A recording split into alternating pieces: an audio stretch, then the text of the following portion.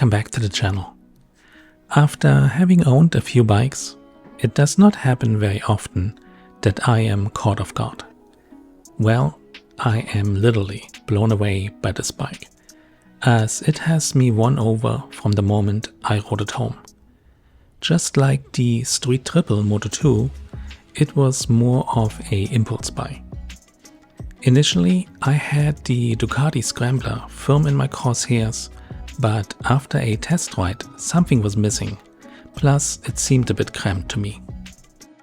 Realizing with how much better components the 1200 Scrambler came from the factory, I decided to go for it.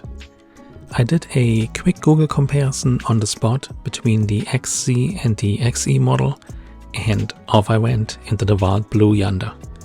So what is it?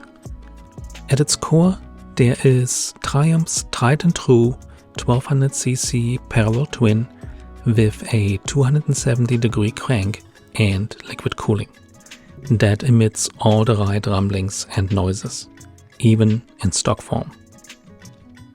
With its relative high stance, aluminum swing arm, and DualShock Öhlins in the back, you are basically looking at a naked adventure bike. A spoked tubeless 21-inch wheel in the front and 17 inches in the back, along with dual Brembo monoblocks and massive floating discs, leave little doubt that this bad boy means business in the right hands. Two versions are available: XC, the more road-oriented version, and XE, with even more suspension travel, IMU, and longer wheelbase, intended for the serious off-road rider. I chose the XC version fully knowing that I would lose some options and features, but in return I retained a manageable seat height and shorter wheelbase. While having access to a wide variety of bikes, I have been gravitating over and over towards the Scrambler lately. And not just because it is the new shiny. That would be the Yamaha XSR 900 at the moment. Proof is in the pudding, as I am already at break-in mileage, while the Moto Guzzi V100 and Triumph Street Triple Moto 2 still have a few hundred miles to go. Like I mentioned in my short intro video, to me this Scrambler feels like a Moto Guzzi V85, but turned up to 11. The engine and transmission combo are amazing, with gobs of low-end torque, but also willing to rev happy all the way to its 7400 RPM redline. The transmission is almost telepathic, even without a quick shifter, and the shifts are very satisfying. Think Moto Guzzi clunks. While I was not sure about the seat initially, it turned out to be very comfortable, and the ability to move in any direction you desire is a huge bonus when doing longer rides. When it comes to build quality, engineering, and overall looks, including the dash layouts, this bike to me is a rolling piece of art. Kudos to the person or team who designed this bike at Triumph. You can tell it was not just an assignment to meet certain specs, but a total love affair. There are so many little details that are easily overlooked, but once you discover them, you realize how special this bike is. Point in case, in the retro theme of the dash, the gear selector does not just change numbers, but scrolls the gears up or down, including a little cog next to it that moves as well, giving it a very old school vibe. Whoever came up with this put a lot of thought into it and succeeded. Speaking of the dash in general, and you know I'm a aficionado when it comes to dashes, this one is the best one of all the motorcycles I have owned so far. While it is not the biggest ones out there, it is easy to read, offers a lot of customization and options, and most importantly, is not laggy at all, tricking you into believing that it has good old analog needles. You get a classic retro theme, and then there's also a modern sports bike theme with a proper rev counter. Amazing. Both themes have a built-in shift light that is actually usable with a great animation to boot. What is strange to me is the fact that the Speed Triple uses the same dash hardware but is actually laggy. Further proof to me whoever worked on this project actually gave a damn. Even though I don't plan many off-road adventures at the moment, in daily riding I have come to appreciate the suspension setup. Potholes with that 20-inch front wheel are suddenly not as much of a threat anymore, and the gravel roads around me that I have to take to get access to the main roads are no longer a torture.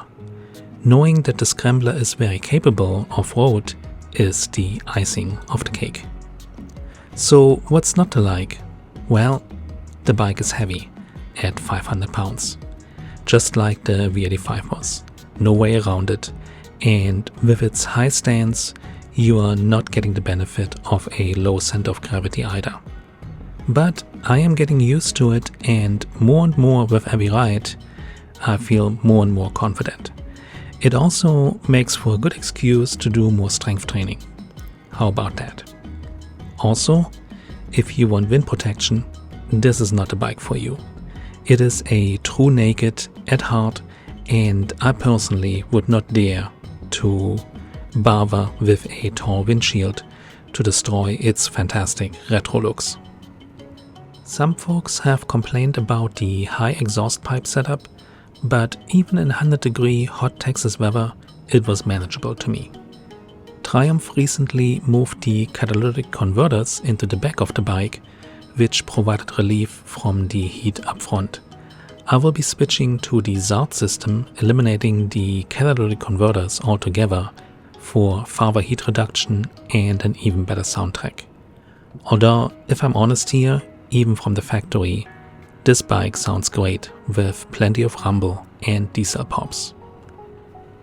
Due to its 21-inch front wheel, Triumph limited the top speed to 116 miles per hour or 186 kilometers per hour for my European friends. So if you are a speed demon like me, look somewhere else or have another bike or two. In my case, the Moto Guzzi V100 and Yamaha XSR 900 will fill that void for me. But honestly, this bike makes you want to go slower and enjoy the scenery, all while serenading you with its amazing soundtrack that does not need high revs at all to be at its best. Looking at the factory add-ons and accessories, once again it seems to be very well engineered with great written and painted instructions to boot. So far, besides the headlamp guard, front fender extender and a small fly screen to protect the dash, I installed the factory soft pannier setup. It meshes very well with the theme of the bike, has great capacity, and is easy to remove if needed. Furthermore, it is installed on the bike where it does not interfere with you getting on the bike. Not always a given. If you can't tell by now, I have totally fallen in love with this machine, and to me, it is a true Swiss Army. Can do it all bike. From its retro looks with tasteful hidden modern technology to its very torquey and playful engine, finished off with an amazing suspension that feels very competent on and off-road, it is truly the unicorn bike I never knew existed. But above all, it makes me smile and giggle every time I ride it. And isn't that what it's all about? Just like the Moto Guzzi V85, every time I park it, I turn around, gaze at it, and have that warm, fuzzy feeling. Thank you to the team and people at Triumph who developed this gem of a bike. You did a remarkable job. Until next time, keep it on 2, be safe, and I will see you soon in the next one. Bye.